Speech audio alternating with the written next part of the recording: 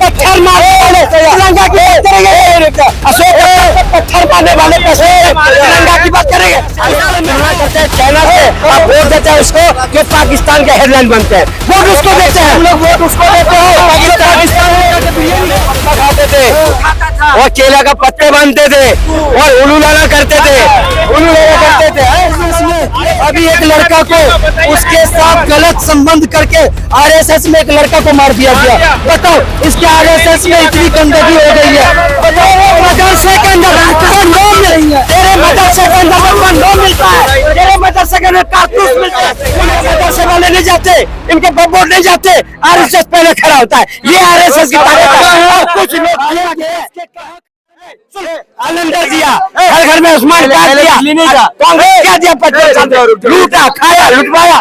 बात करेंगे, अभी रुक जाओ 1 मिनट। ये चाचा ने अभी बोला हमारा दिल्ली में भारत के अंदर बिजली नहीं था। ये चाचा यह दुकान करता है।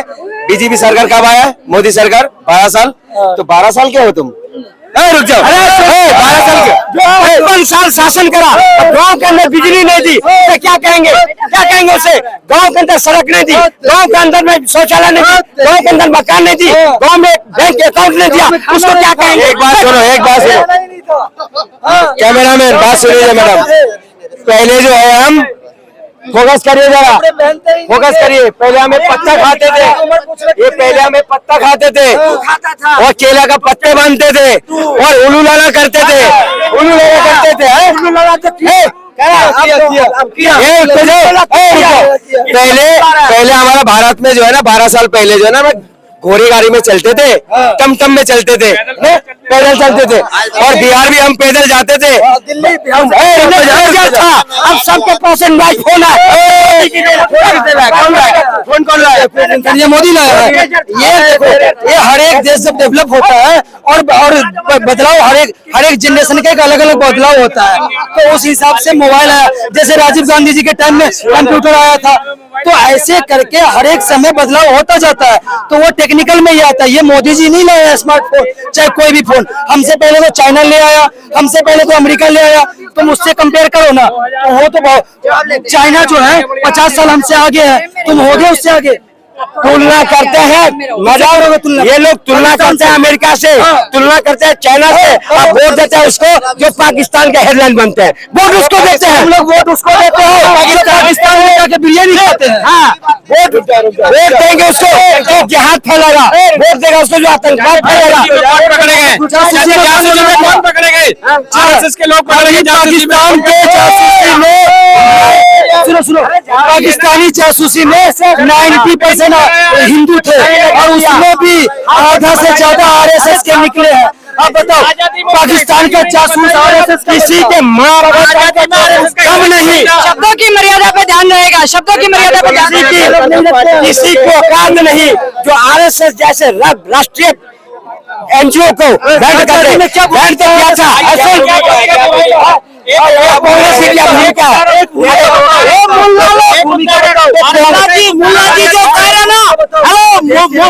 मुल्ला जी जो कह रहा, जो मोदी और योगी ने कुछ नहीं किया, अब करके दिखाएगा, देखता रहना।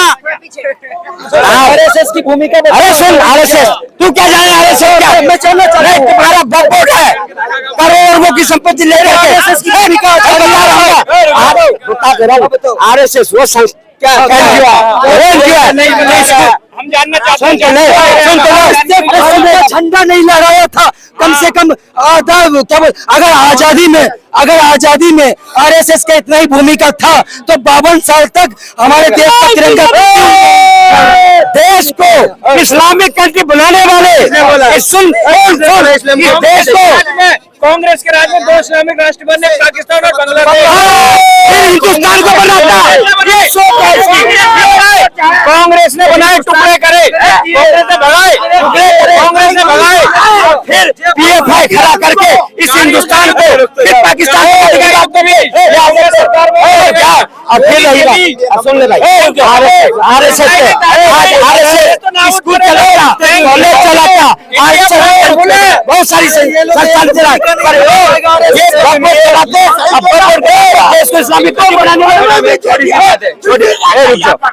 अभी चाचा ने बताया आरएसएस जो है देश के लिए बहुत बलिदान दिया, ठीक है, यही बोला ना, 60 रुपए के तिरंगा का सम्मान करते हो, बोला ना। अभी जो एक सिक्का बनाया, एक सिक्का बनाया आरएसएस का नाम का, उसमें तो तिरंगा ही नहीं है, क्यों नहीं है भाई? तिरंगा विरोधी आरएसएस, पत्थर मारने वाले तिरंगा की बात करेंगे, अशोक पत्थर मारने वाले तिरंगा की बात करेंगे, असल में है अशोक स्तंभ है, अरे तुम जब दिखाई नहीं पड़ते, ये पत्थर सेना पे पत्थर मारने वाले आरएस को गांधी ने बैंड करता है, ये करेंगे, ये वही दिमाग है जो हिंदुस्तान में दिमाग है। मैडम बात सुनिए, अभी भाई ने बोला मुसलमान पत्थर मारता है, चलो पत्थर मारने के बाद लोग बच जाते हैं, तुम तो आदमी को उड़ा देते हो, आदमी मार देते हो तुम लोग, पूरी आदमी मार देते हो। आरएसएस के बारे में बोलो, मैं बता दो, जिस टाइम अंग्रेज हमारे देश पे कब्जा करके बैठा हुआ था, वही आरएसएस के नेता वो अंग्रेज के यहाँ 60 रुपए के महीने में उसकी गुलामी किया करता था, किया करता था और माफीनामा लिखा करता था। ये आरएसएस वाले, अगर आरएसएस इतना ही देश हित का था तो एक भी आरएसएस वालों का भूमिका हमें देश की आजादी में गिनती करवाते।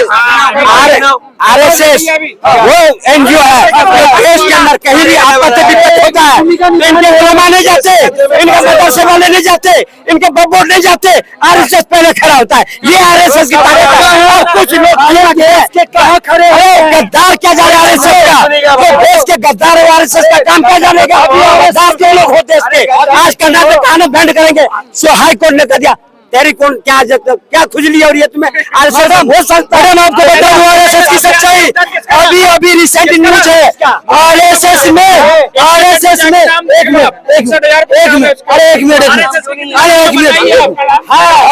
अभी आरएसएस में अभी एक लड़का को उसके साथ गलत संबंध करके आरएसएस में एक लड़का को मार दिया गया। बताओ, इसके आरएसएस में इतनी गंदगी हो गई है। बताओ, मदरसे के अंदर तेरे मदरसे के अंदर कंडोम मिलता है, तेरे मदरसे के अंदर कारतूस मिलता है, वहाँ क्या जरूरत है भाई?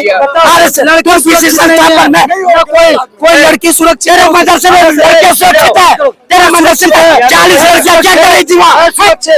अरे तुम वही धर्म स्थल की बात बोला है, नहीं बोला ना? ये कैसा बोल रहा है धर्म स्थल के बारे में? पहले रिपोर्ट तुम लोगों को डिपोर्ट किया जाएगा। इनके आरएसएस वालों ने 52 साल तक देश का